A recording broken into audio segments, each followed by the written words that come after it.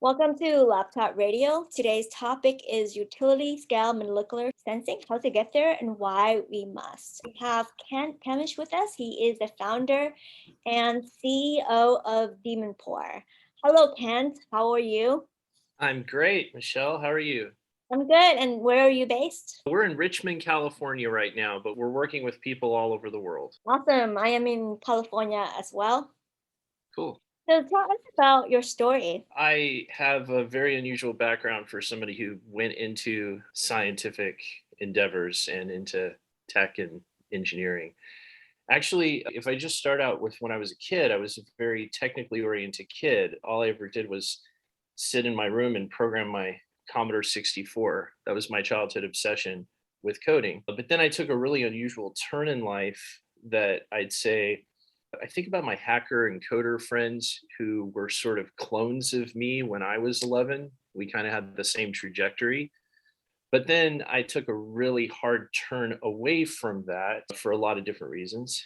I became very much an artistic kid. I got into postmodern literature and performance art, and I Mhm. completely abandoned the scientific and technical side of myself for about 15 years. I wrote novels, I acted in plays. I won an award for acting in a short film and other things I could be like mildly proud of, even though they were no big deal in the scheme of the entertainment world at all. But I actually went back to school specifically with the idea of learning molecular biology and becoming a scientist in my late 20s. When I decided that I made this calculation that I would rather be a foot soldier in the world of science than a great artist, just in terms of how I could affect fundamental change in humanity's trajectory. But then I found out that my unusual background kind of gave me some unique insights and perspective on tech development, and I did very well. And then one day, while I was studying molecular and cellular biology at the University of Arizona, I should also mention that since earliest childhood, I've been obsessed with the idea of curing aging, of Mhm. doing something to get us as far into the future as we could get. I had these fantasies as a little kid of like having a cubic mile underground laboratory on the moon and crazy stuff like that, and replacing all of my neurons with photonic neurons so that I could think 1,000 times faster, and all of this like naive science fiction-y sort of daydreaming that I did. But when I came back to that and actually became scientifically trained, I realized that we had quite a quest ahead of us, that these sort of things would require massive social upheaval, massive investment, massive effort. And I've kind of been on that warpath in one form or another for about 15 years. And what really set my career off in getting to work with people who had similar, extremely ambitious goals was just seeing a cover of the MIT Technology Review when I was sitting in the public health library at University of Arizona, where I was working at the Arizona Cancer Center and studying molecular and cellular biology. And I saw Aubrey de Grey's face on the cover of the MIT Technology Review. And I saw his very intense face on the cover, and the headline said something like Aubrey de Grey wants to cure aging. He's brilliant, but is he nuts? Is what it said. I looked at that and I saw that headline immediately, and I thought, wow, this guy's legitimate enough to be on the cover of MIT Technology Review, but people are questioning whether he's crazy or not. This is my guy. And I turned to my friend and I said, I'm going to go work for that guy. And I did. And within like a year, I was doing work for the Methuselah Foundation that Aubrey was part of at the time. But we did some things I was pretty proud of there, like got really lucky and found some enzymes that could break down age-related aggregates that form in the back of the eye and cause people to go blind as a result of normal metabolic processes of aging. And if you're familiar with Aubrey's research agenda, or if you're not, just briefly, it's the damage repair idea of how we could mitigate or reverse or buy time in terms of curing aging. And I worked on that sort of thing for a couple of years. And then at that point, my scientific training was Drosophila 4 genetics, doing classical mutagenesis studies in flies at the Arizona Cancer Center, looking at these little model organisms where the fly's wings sort of model all these metastatic processes that happen in cancer and that are highly conserved features of molecular biology going back, like these basic mechanisms that govern how cells attach to each other and talk to each other that are universally conserved across the entire animal kingdom. And I studied that. And I was also working for the Methuselah Foundation and developing these remediation approaches for age-related molecular and cellular damage. And I got very frustrated about the toolkit. I think that's the core of my story, is that I wasn't interested in trying to achieve certain things scientifically because I saw that the gap between my ability to get things to happen in the lab and the available tools was so big that I should go back, that I should reconsider just like my whole trajectory and think in terms of creating more and more powerful tools. And so that maybe I could come back to that same sort of research and make as much progress in a day as I could have in a couple of years with the sort of tools we were using. And that led me to actually drop out of college. I only had 4 months to go. I was pretty close to a degree. I'd done everything right. I was going to go to Cambridge University. I was on the track to the normal sort of ideal academic career. And I met these two brilliant young entrepreneurs who had figured out how to sequence DNA by electron microscopy. And those were the Andrigg brothers, Michael and William Andrigg. And they founded a company called Halcyon Molecular. Halcyon was looking at single heavy atoms attached to the backbone of DNA molecules so that by looking at single atoms with an electron microscope, you could determine the order of the bases in the DNA. And they'd done extraordinary things with no real scientific training from anyone but themselves. They were also college dropouts and completely driven and brilliant. And I dropped out of school because I wanted to join them on their adventure and do all I could to help them raise money and come out to Silicon Valley and get a startup going. That was 2008, and we came out to Silicon Valley. The day I joined, there was $500 in the corporate bank account. And first thing I did the day I signed up is I said, oh, I'm going to go get $5,000 so we can go to Silicon Valley. And we were meeting in the student union at the University of Arizona in the student union. And I said, I'm going to go get $5,000. And I walked out. And the first person I knew, I said, hey, if you invest $5,000 in our startup, and that was it. That was the first fundraising I ever did for a startup. Like that worked, the first person I saw. Oh, wow. And we came out here and we ended up, I'm going to compress this part of the story because it's an epic tale. But what it involves is raising close to $30 million and working very hard on this amazing technology for about 4 years, and then getting some really amazing results. And then just the world of business, like the realities outside of the technology, sort of came crashing in, and the startup died.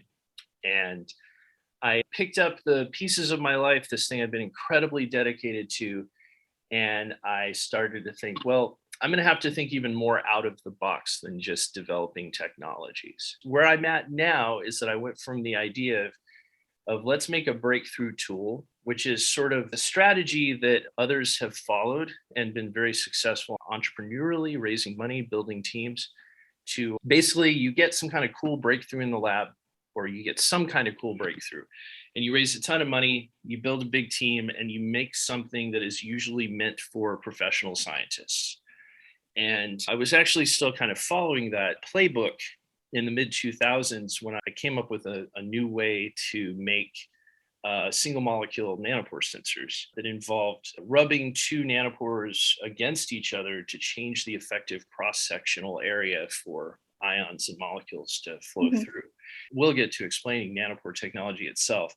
But this is one of those cool breakthroughs where the typical playbook would be to refine that and then to go on and raise tens of millions of dollars and make an expensive high-end aimed at professional scientists. So we took that forward, and I got into Y Combinator with the company Demonpore in 2018 and continued to refine what we call Demonpores, which are named for Maxwell's demon, nothing to do with demons with horns. If you've ever heard Maxwell's demon explained, it's usually explained with this little cartoon of this charismatic little demonic guy opening and closing a gate between two chambers filled with air molecules. And when the little demon sees a fast-moving air molecule, it lets it go through to the other side.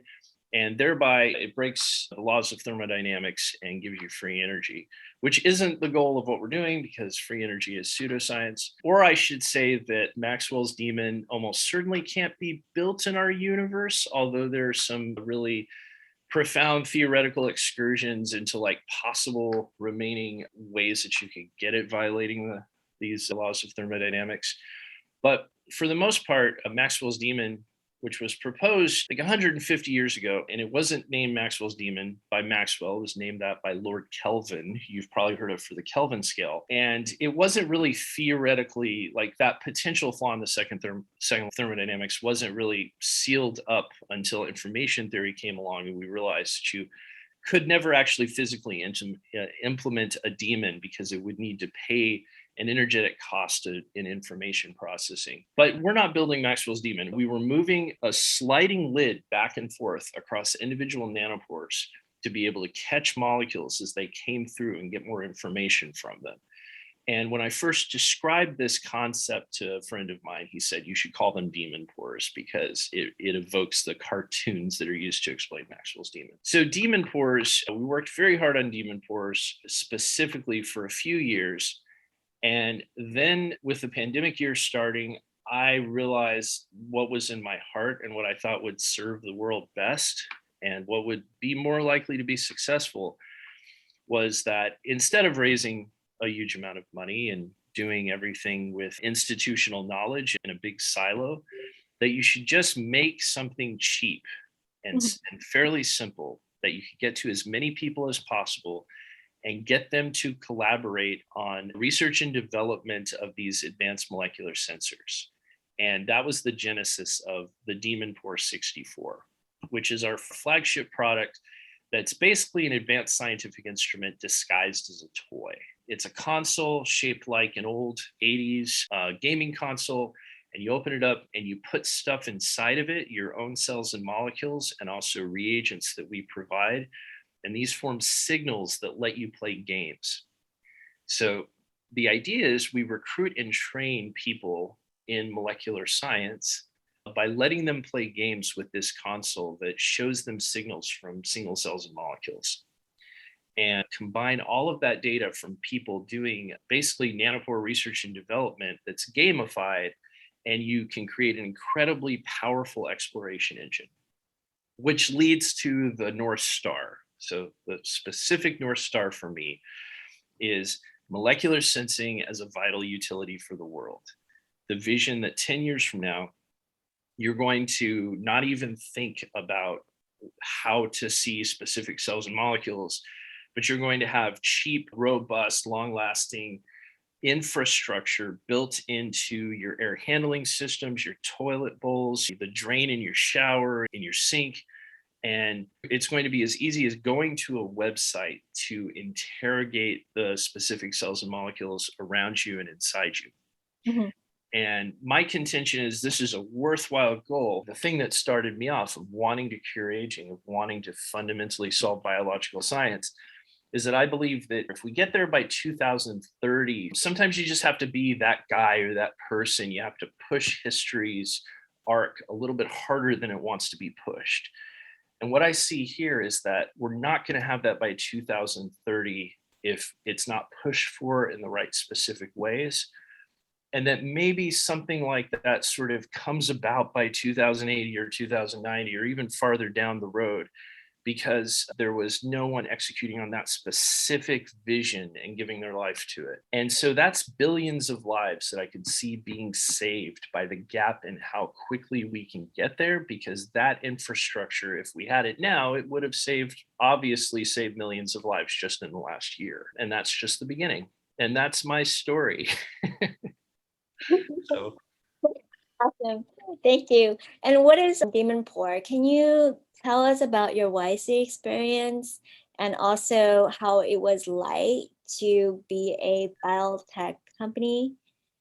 I've definitely felt like a fish out of water many instances in my professional life. First of all, like having spent most of my adult life before I entered science, being in this very, very, very different world about self-expression and art and poetry, et cetera, and then coming into the world of tech and the world of science, I had a totally different perspective on social dynamics, on power dynamics, on how things functioned. So I would say that gave me a very outsiderish perspective.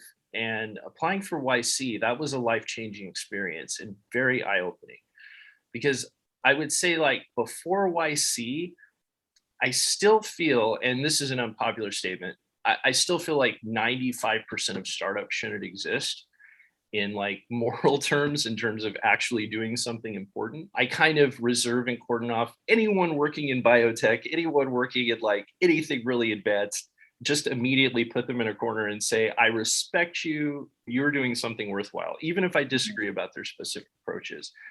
But I kind of looked at YC from a distance starting out, and I thought about the big companies that have succeeded, which are great. They bring value to the world, they're wonderful, but they're not going to save billions of lives. And I looked at that and I was hesitant to apply because I figured I'm such a fish out of water. There's no way I'm going to fit in. Mhm. Well, somehow I got through the interview, nailed the interview, talking about our technology, got in, had this amazing experience that summer.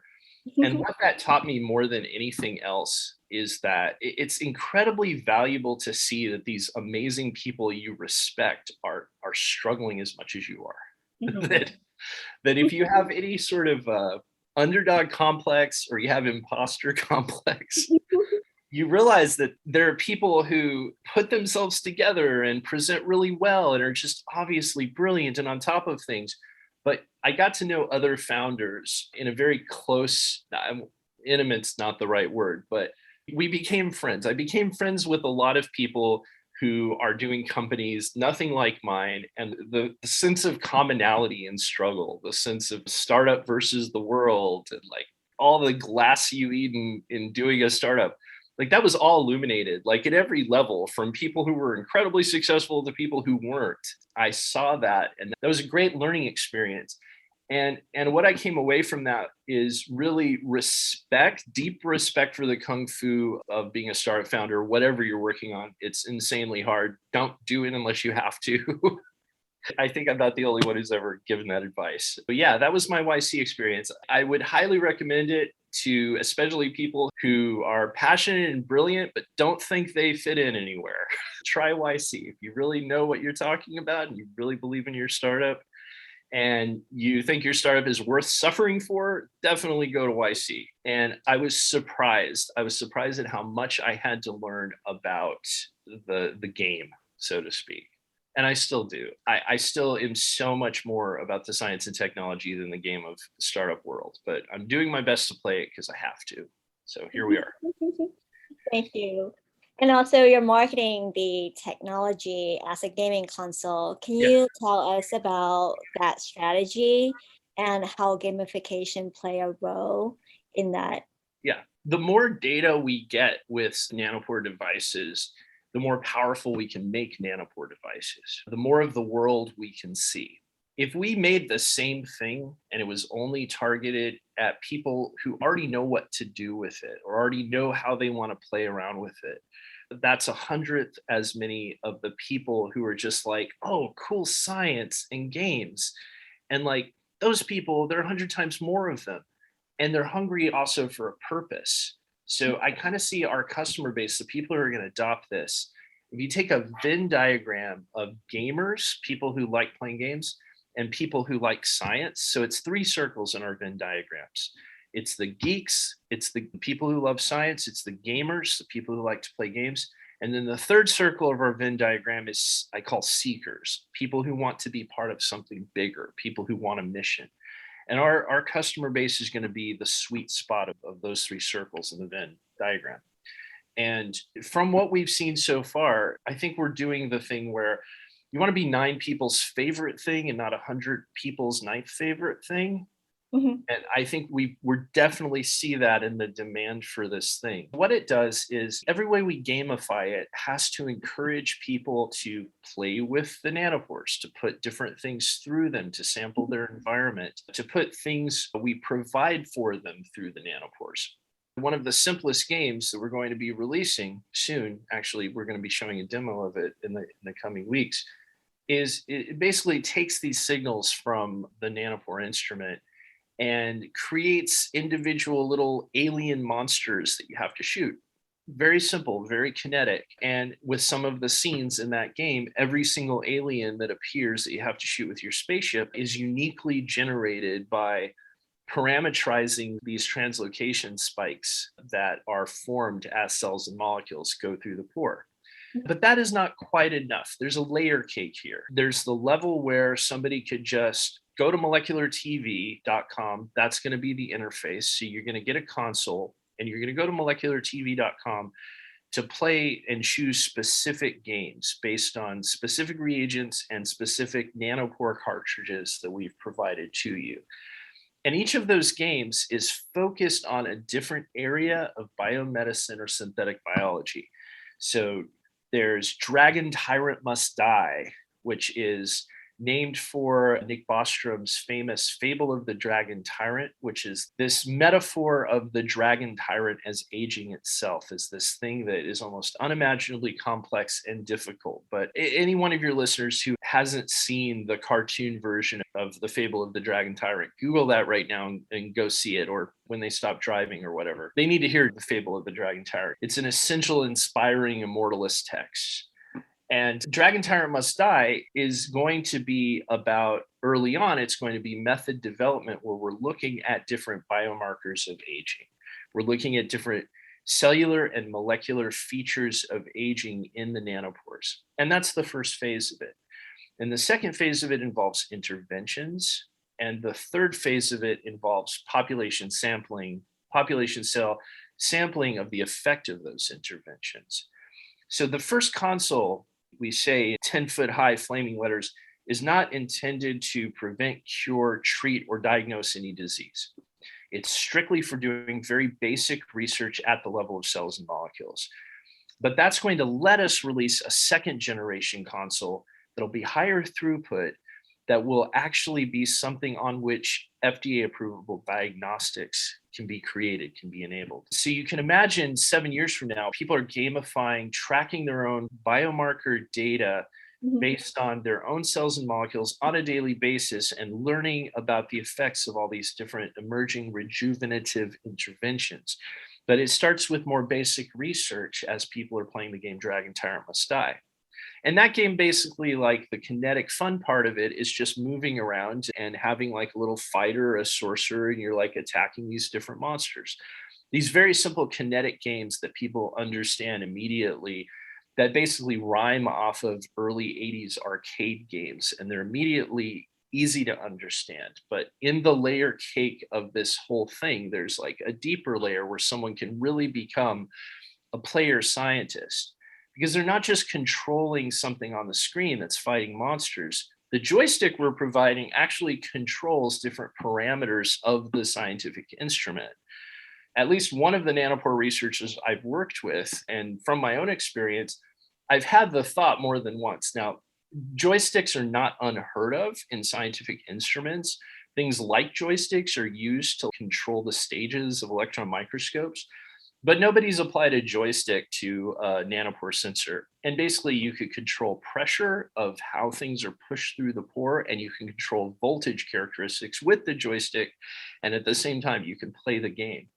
So that's Dragon Tyrant Must Die in a nutshell. And there's several other games. That is one of the two games we're actually going to be playing with little groups of alpha testers this summer. And your listeners are actually welcome to apply for the alpha tester program. It's going to be a trickle of consoles that are made available throughout this year so that we can start testing these games with fairly large groups of people. Now, the other game that we're most excited about is called 2021 A SARS Odyssey. That doesn't involve giving people any kind of live viruses or any kind of live biological material. But what that starts out with is fine-tuning solid-state nanopore detection of molecules that are surrogates for the slight differences physically in actual virions and single viral particles, where the differences are in the shape of small proteins on the surfaces, spike proteins, for instance. Without actually shipping any spike proteins, we can make surrogate molecules that are completely safe so that we can gamify the development of better solid state detection of viruses through 2021 A SARS Odyssey. And without actually digging into the science, through moleculartv.com, they're going to be able to go as deep as they want into the science and sort of game the game by understanding the science. But if they just want to like sort of let things wash over them, and if they just want to play a fun kinetic video game, That video game is basically a space blaster video game where these different aliens are generated by spikes at the most shallow level if you don't want to dig into the science. If you do want to dig into the science, you can make the game more and more interesting. Yeah, advanced scientific instruments disguised as toys. That is my strategy to get to molecular sensing as a vital utility for the world. We go from this thing that lets us bring people into this quest, bring as many people into this quest with the lowest bar to entry. They just have to have a sense of wonder, and they have to be able to put stuff into a reservoir, and they have to be able to move a joystick and play a game. And that sense of wonder, that basic sense of wonder, that caring about the mission, that's all they need. The idea behind that is that so much research is done in silos. So many things aren't coordinated. There's so many issues of reproducibility in biomedical science and in other fields. But if we can create what we call the global molecular mind, or maybe we call it the molecular gigafactory, haven't quite settled on a name yet. And that's the collective platform of people using these instruments.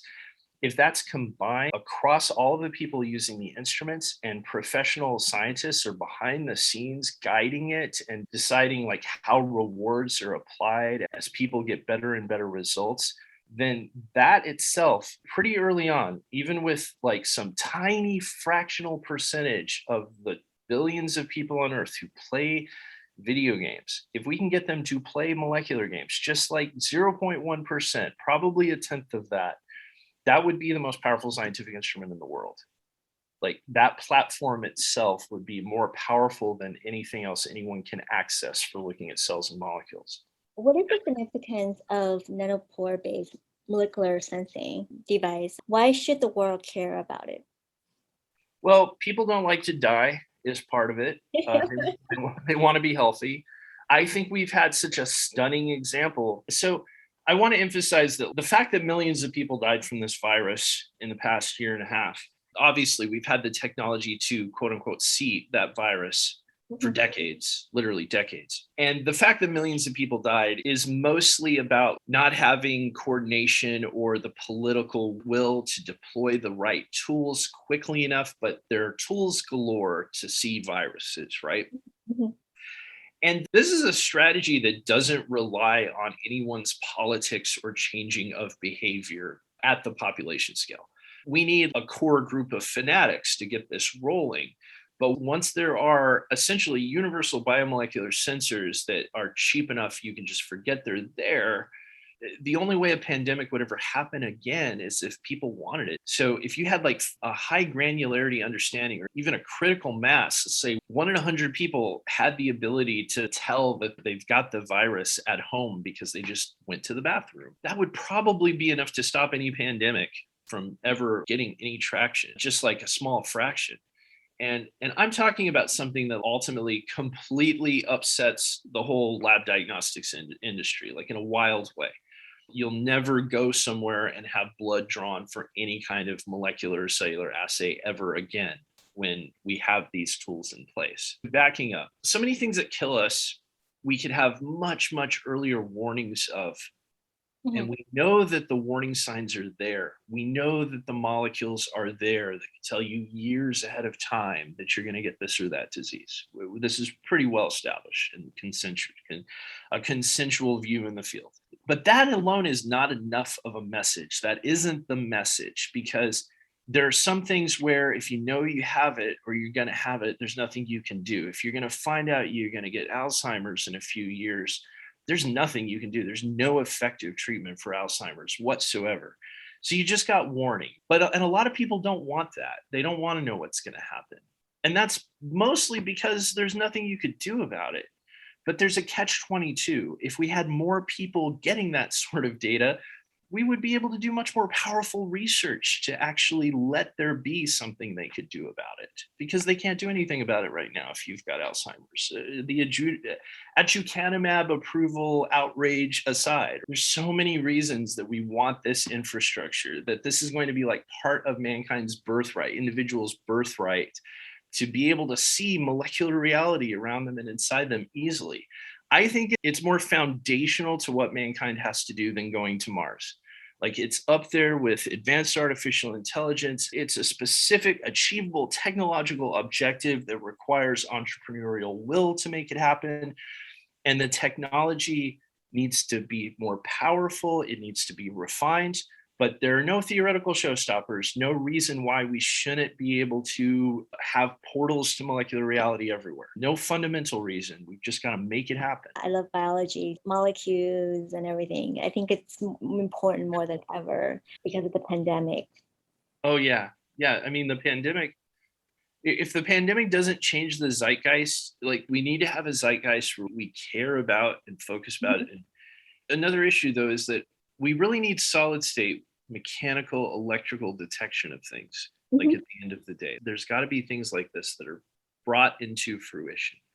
What is your vision for the next 5 years? In the next 5 years, we've gone beyond just doing nanopore sensing R&D with the instrument. We've gone beyond the first large-scale, complex biomological. I just made that word up. That's a funny one. Awesome. Biomological. Okay, I'm going to grab that URL, biomological.com, right away. We've gone like large-scale biomedical experimentation on the platform, and 5 years from now, we have the first pilot projects of, okay, this is not even necessarily a Demonpore branded instrument. We're the OEM for it. And we're starting to deploy the first passive but powerful biomolecular sensors that are able to sample and give some kind of information from any kind of thing that goes through them in aqueous solution. We're starting to deploy those so that 5 years beyond that, we start to really transform society. Like the early days of the internet, we really start to see that coming into focus. And day to day, ordinary people are interacting with their biomolecular reality in a much deeper way than like more than a few out of tens of thousands of people have any sort of access or experience with now in the world. It becomes a thing we just do. It's starting to become a thing we just do. And then if we have that in place by 2030, it's my contention, alternating world lines. I consider myself a world line navigator. I'm trying to navigate us to that world line. That's a world line where there's vastly decreased suffering biologically. There's a deeper appreciation of the wonder of existence because we've opened up a plane to this insanely bizarre, beautiful, magical peril. But what was that word I made up? Biomological. You have to get it. Yeah. Demonpore must succeed. That's the message. That's the message to your vast, amazing listeners. Demonpore must succeed. Go to demonpore.com and help us succeed in our epic quest. So the project has very strong scientific validity, and you have really awesome people on your scientific advisory board. Tell us a little bit more about them. Well, so most of your listeners may have heard of Professor George Church at Harvard Medical School. He was one of the central people behind the Human Genome Project. He is the most eminent synthetic biology technology developer in the world, and he is one of our scientific advisors. And I can't wait to have him actually join us for some of these first molecular games. We're going to be trying to actually get on a super busy schedule so he could join us live for some of these games. If he's listening to this, that might be the first time he's heard about it, but I do need to schedule him. That's going to be near the end of the summer. And of course, there's Aubrey de Grey, who's been like the most important mentor of my career. I always felt like if Aubrey hadn't been Aubrey, I would have had to like be Aubrey or something. Like he's nucleated. He is nucleated. We're all ants. Even Aubrey and George Church are ants, and I'm an ant. Everybody's an ant. But I'm an ant too. Yeah, sometimes an ant can like be in the right place to move things in such a manner that we're basically doing world line navigation in the right direction. And I think probably more than any other single human, Aubrey de Grey is the reason that now in 2021 we can talk about curing aging and we don't sound like crackpots. It's like it's starting to get into the mainstream. But when I started out, when I first met Aubrey, like people just, they put a subtitle under you, crackpot, the moment you said anything about curing age. More than anybody, he made intellectual space in the world for that discussion. That is awesome. And what is one piece of advice that you would like to provide to the community? Oh man, to the community. Well, define the community. Like Well, what the community is basically all the people who are listening. It could be Stanford community, it could be the world at large, it could be your specific community. I would say the piece of advice is that we need to start World War III, Mhm. but it needs to be the war on disease and not the war against each other. Can you elaborate on that? Well, the dominant cultural narratives about struggle and battle in the world are about clashing civilizations. Mhm. We need to somehow grab those big ugly narratives by the horns and turn them toward, no, the struggle is all of us against our common foe. Mhm. And that foe is, like, more than anything else, it's biological suffering. So I don't know if that's a piece of advice or it's like a piece of evangelism, but that's the meme I want everyone to take from this, is that Take that as a call and an advice. yes, yeah, call to action. And one way you could do it is make sure Demonpore succeeds. So Demonpore must succeed. Thank you, Kent. Awesome, awesome. This was great, Michelle. Thank you so much for your time. Thank you. All Okay, right. bye-bye. Okay, bye bye.